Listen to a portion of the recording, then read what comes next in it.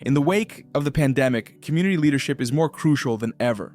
The guest reflects on the intersection of personal health and societal pressures, recognizing the vulnerabilities exposed by the virus.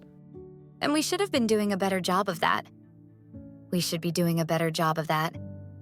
You know, if this pandemic's told us anything, it's this virus sought out people with comorbidities. The discussion underscores how comorbidities played a significant role, though even healthy individuals were not immune to severe outcomes. There were really healthy people who died. But by and large, the lesson of taking care of yourself really shown to be true in this virus. Despite an understanding of these lessons, the guest acknowledges the personal challenges of maintaining health while working remotely during the pandemic. Did you do anything different with yourself over this past year, recognizing that it does make you more vulnerable? You know, I should have been doing more than I was. I ended up creating a little studio right off of my bed, and I'm not sure I ever moved very much from the screen. The focus then shifts to Austin, a vibrant city facing challenges like homelessness, which requires strategic planning and community support. Well, listen, man, you don't have an easy job. It's thankless. It's very difficult. But you're the mayor of one of the best cities. Austin's unique community dynamic is highlighted, with new residents enriching the cultural landscape. This is a magical place, and the people that are moving in are adding such richness to the community. While striving for solutions, the host offers unwavering support, recognizing the complex role of leadership. And if you need anything, I'm here. Thank you very much. Good luck to you. I hope you can do something about this homeless situation. Austin faces a housing challenge as it grows rapidly, necessitating a balance between development and preserving neighborhood values. Appreciating more rapidly in Austin means we must increase the housing supply. The city attempted to revise its land development code for diverse housing, but legal hurdles emerged. We were about 7 days away from adopting a new land development code, and then the court stopped us. There's resistance to change, with some wanting to preserve the way things are. Efforts continue by strategically targeting commercial zones for residential use. We're looking to build more in commercial areas, such as adding condos atop office buildings. Compromise and consensus are key to accommodating growth while respecting community dynamics. Austin's homelessness issue highlights policy missteps with unintended consequences. Most experiencing homelessness fell into it locally. It's not about attracting people here. Policy gaps, like the lack of safe camping areas, leave individuals vulnerable, especially women. A homeless woman in the woods is in danger without protection. Yes, they're isolated, vulnerable to assaults without a community. Thousands of tickets issued for minor offenses led to major legal complications. In 2016, thousands of tickets were issued. Most didn't end up in court but became warrants. Understanding homelessness through survival, not criminality, is vital for humane policies. The conversation explores reconciling aesthetic concerns with compassion for the homeless. Some care only about aesthetics, but there's a better solution. With Austin's resources, effective solutions can balance space management and care. Imagine a contest to turn individuals into productive members of society. Recognizing life opportunity disparities helps in crafting systemic solutions. I hope the government sees this as an emergency and acts immediately.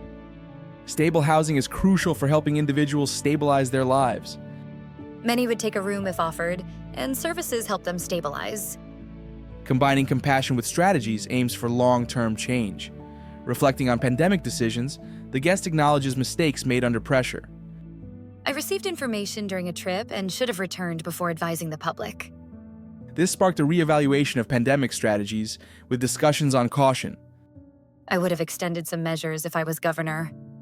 The host emphasizes holistic health strategies supported by city resources. We focused on promoting exercise around Lake Austin. Unified views on preventative health measures stress simple interventions. Did you consider programs to improve diet and exercise?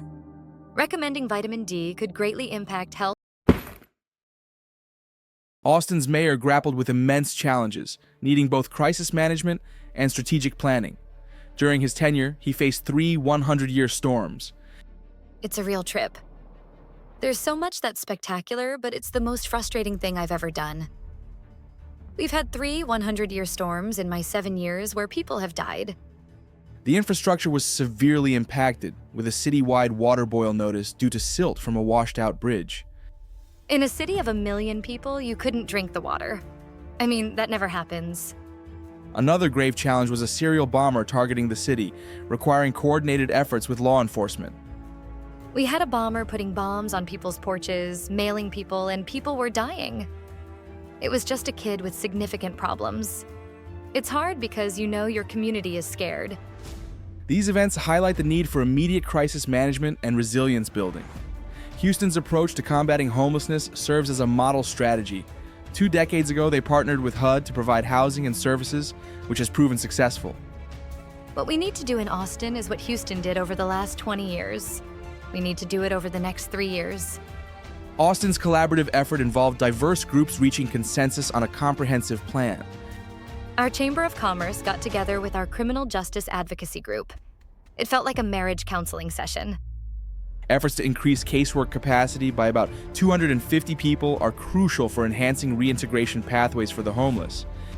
They have to increase their capacity of people to do the kind of casework that you're talking about by about 250 people. While many homeless individuals face simpler paths to reintegration, some face mental health or substance abuse issues. The focus on tackling chronic homelessness includes safe housing, supportive services, and job opportunities. We're really trying to find a safe place for people to be and decrease their interactions with police and emergency rooms. There's a financial burden from frequent emergency services costing about $220,000 annually for chronic cases. By moving them to a safer place, studies show they'll end up in emergency rooms and jails less. Buying hotels and motels is part of the strategy for providing immediate housing solutions. Most people want jobs. We have tons of great jobs, but not enough trained people for the middle-skilled positions. Workforce training programs are in place, aiming to close the skills gap.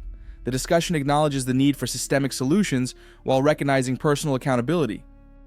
The compassionate approach suggests engaging with those frequently arrested to find ways to change their circumstances. We need to accept responsibility as a community, invest in housing, and provide training. Everyone deserves a chance to rebuild their lives. The tenure of Austin's mayor was marked by navigating crises that tested the resilience of the city and its people.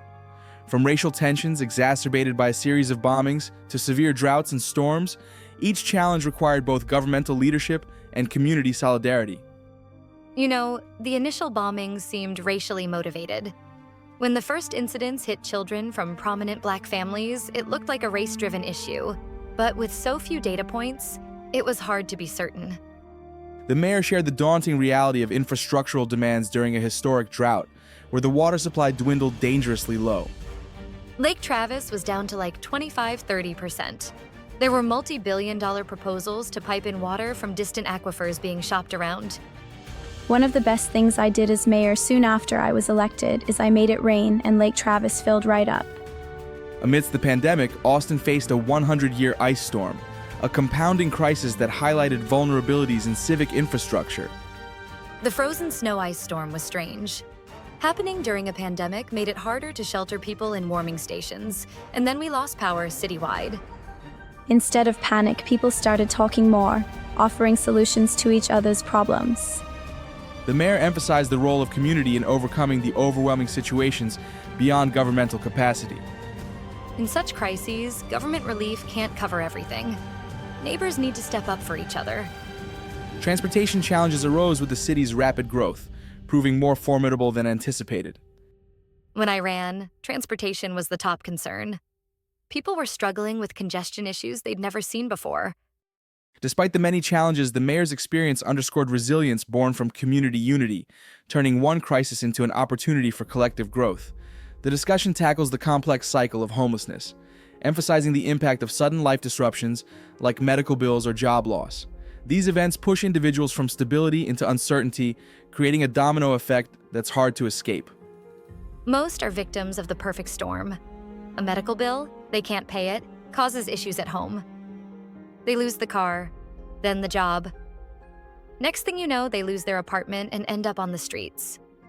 The guest highlights the inefficiencies of addressing these issues in temporary shelters, where support services are less effective. It makes it harder for them to get a job when their address is in a congregate shelter. Life is harder if every moment of every day you're trying to survive. There's no worries about money. It's not just housing them, It's about mental health programs, drug programs, getting them employed. A commonly discussed solution is integrating housing with support services, creating a more comprehensive approach. Get somebody into a home, then they can work with their social worker and actually begin to pull things together. The challenge, however, lies in the current infrastructure's capacity limits. Austin, for instance, struggles with a long wait list for assistance. The wait list right now in Austin is like a year and a half. We're creating a lot of the challenges because of capacity issues. Plans backed by federal funding are taking shape to address these gaps, with innovative solutions like purchasing motels and building small home communities. We're buying motels because it's cheaper and better for taxpayers. Models like mobile loaves and fishes have seen 90%, 95% success rates. How do you connect that to guidance or counseling? Success stories like Houston's, where strategic planning started 20 years ago, show the power of community commitment and resource allocation. Houston, just down the street, is real successful. What Houston did is they started doing this 20 years ago. The journey from homelessness to stability, while challenging, is made possible through strategic integration of housing and essential. Austin's comedy scene is buzzing with new energy as the city embraces growth amidst change. The pandemic has fostered the opening of several comedy clubs, highlighting a shift towards independence and creativity. Since the pandemic, when a lot of places were shut down, 3 new comedy clubs, even 4, have opened up here just within the last year. Austin easily could be the center for comedy because comedy doesn't need show business anymore. We've shifted to the internet, and comedians find independence more profitable and fun. It's continuing to pile up. More comics will move here. It's cultural to the city. The guest emphasizes Austin's unique culture that welcomes diversity and risk-taking, echoing the slogan, "Keep Austin Weird." This open attitude allows creatives to experiment freely. In Austin, it's okay to be different. It's okay to take risks. There's a higher risk tolerance than any other city I've been in. You're expected to learn and try again fast. While comedy flourishes, Austin also grapples with a serious issue: homelessness. The guest reflects on his experience dealing with the homeless encampments, revealing the complexity of the crisis. The biggest issue by far over this past year has been the homeless crisis, right? 2 years ago, we had an area that resembled Skid Row in LA. The challenge is not one you can just make go away. You can move it, but the people don't disappear. They come back. Whereas in the past, people talked about zoning or flooding, now it's about the homeless encampment near them. The discussion highlights Austin's dual nature, a burgeoning creative hub in a city facing significant social challenges. As opportunity grows, so does the responsibility to tackle these issues together. The conversation sheds light on the complexities of governance in Austin, focusing on the challenges faced by the mayor and a council-manager government system. The mayor expresses the difficulties of spearheading major initiatives due to the system's inherent constraints. I mean, you could spend your whole time never doing anything that's actually big picture and affirmative in a city. And I used to blame city councils before me, but it became clear why that happens. He elaborates on the differences between Austin's setup and other cities, highlighting how the city manager holds substantial administrative powers. In a lot of cities, it's the mayor that appoints the police chief and the executives. But in Austin, the city manager, appointed by the city council, is the chief operating officer. This system prioritizes public engagement and transparency over efficiency, reflecting a democratic ethos aimed at minimizing corruption. That seems like, it seems I get the motivation for doing something like that, but it doesn't seem like an efficient way to handle things. Acknowledging this, the guest articulates how transparency takes precedence, making governmental processes visible to citizens, empowering them to hold authorities accountable. You used an interesting word: efficient. In government, efficiency isn't prioritized. Engagement and openness have a higher currency value to avoid corruption.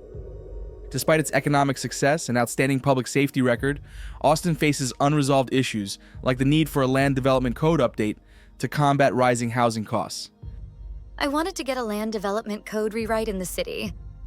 We have a thriving economy and are one of the safest big cities, but there's more to be. In Austin, tackling homelessness presents a multifaceted challenge. The city struggles with public pressure and neighborhood tensions, seeking solutions that go beyond mere relocation. If the state fenced it in so that those people weren't there anymore, they don't disappear. They're just going to move up or down the highway. Despite these hurdles, success has been achieved with homeless veterans through comprehensive support, illustrating a model for broader application. We housed every vet in our city experiencing homelessness. There's a 90 to 95% success rate when you provide a home and wraparound services. Austin's challenges might seem more manageable compared to bigger cities, but the issue remains significant. Ignoring the problem only leads to its escalation. If you hide this challenge, it's going to continue to grow until it is so big you can't hide it anymore. Efforts in Austin leveraged cooperation with apartment managers and risk mitigation to encourage landlords to house veterans. We created a risk fund outside of city government.